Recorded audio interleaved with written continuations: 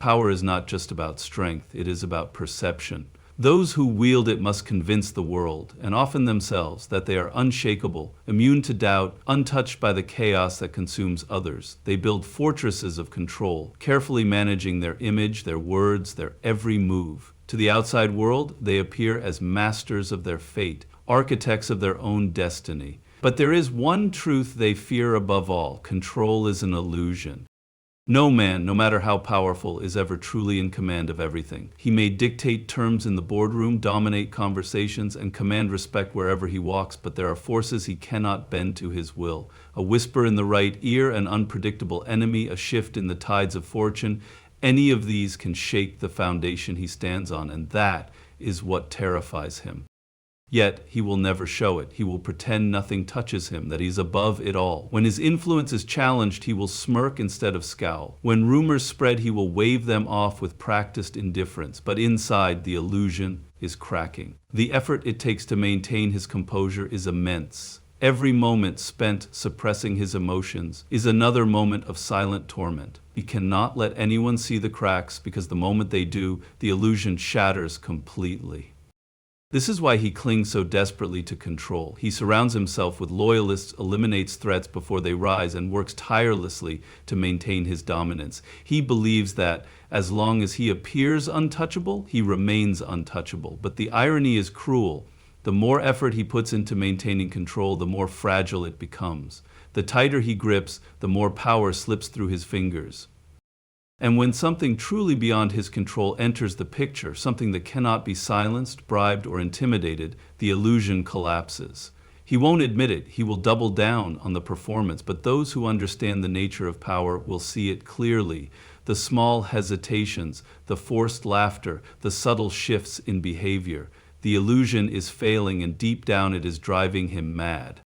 There is a special kind of suffering that comes from being unable to acknowledge your own torment. It is not the pain of an open wound or the sting of an obvious defeat. No, this suffering is hidden, buried beneath layers of pride and denial. It festers in silence, growing stronger with each passing day. The man at the center of it refuses to name it, refuses to admit that someone has gotten under his skin. But that does not mean it isn't destroying him.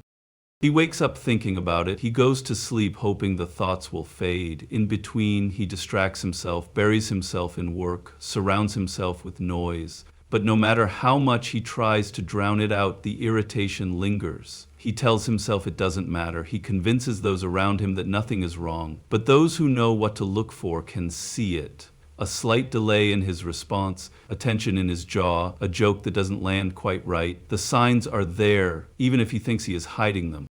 This silent torment is the most dangerous kind because it erodes him from within. If he could confront it head-on, he might regain control, might find a way to put an end to it, but he cannot. That would require admitting that something beyond his power is affecting him, and for a man like him, that is simply not an option. So he fights it in the only way he knows how, by pretending it does not exist. He throws himself into distractions, lashes out at others over trivial things, and works harder to project an image of total dominance. But this is not strength, it is desperation. The more he suppresses his feelings, the more power they have over him.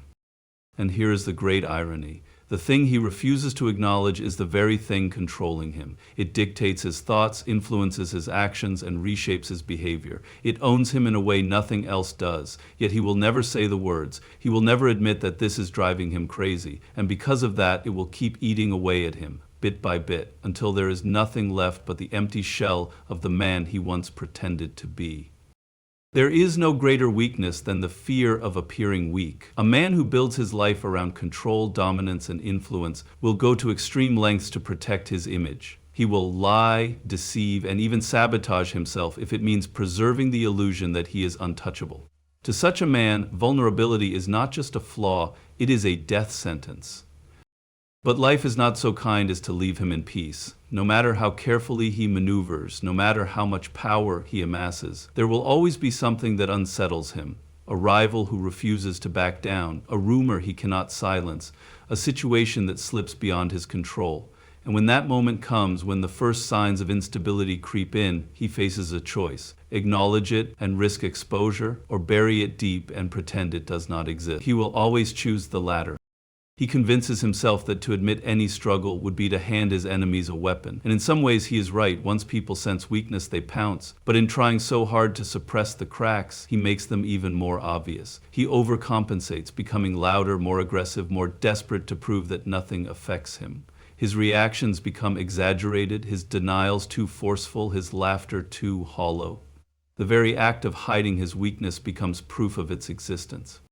This is his prison. He cannot share his fears, not with allies, not with friends, not even with himself. He has built a life in which strength is his only currency, and now he is chained to it. He is not free to falter, not free to seek help, not free to admit that something is eating away at him. And so he plays the role of the unaffected man, even as his mind races and his confidence crumbles. But true power is not about never showing weakness. It is about knowing when to embrace it, when to turn it into a weapon rather than a liability. He will never reach that understanding. He is too trapped in his own pride, too terrified of what will happen if he admits the truth. And so he will keep pretending, keep performing, keep suffocating under the weight of a mask he can never remove. He tells himself that if he ignores it long enough, it will go away, that if he keeps moving, keeps talking, keeps working, the thoughts won't have time to catch up with him. But the mind is not so easily deceived. The more he fights to suppress it, the louder it becomes. It lingers in the quiet moments, slipping in when he least expects it, during a pause in conversation, in the stillness before sleep, in the reflection of his own eyes in the mirror. But he refuses to acknowledge it. To do so would mean giving it power, and that is something he cannot allow. He has spent years perfecting his image, building walls around himself so that no one, not even he, can see what lies beneath. He is composed, indifferent, above it all. That is the story he tells the world. That is the lie he tells himself. So instead of facing what haunts him, he buries it. He throws himself into his work with an intensity that borders on desperation. He surrounds himself with distractions, meetings, projects, people who stroke his ego and keep him from being alone with his thoughts. He fills the silence with noise because silence is dangerous. Silence forces him to listen, and he does not like what he might hear. But the mask is cracking. It's in the way his temper flares over small things, how his patience wears thin in conversations that should not matter. It's in the restless way he moves, the way his hands tighten into fists before he even realizes it. He does not see it, but those who watch closely do. The cracks are there, no matter how much effort he puts into hiding them. And the great irony is this: in his attempt to suppress his torment, he only makes it stronger. The more he ignores it, the more control it has over him. It dictates his actions, poisons his decisions, makes him react in ways that betray him. He believes he is the one in control, that his mask is impenetrable. But the truth is, he is already owned by the very thing he refuses to admit exists.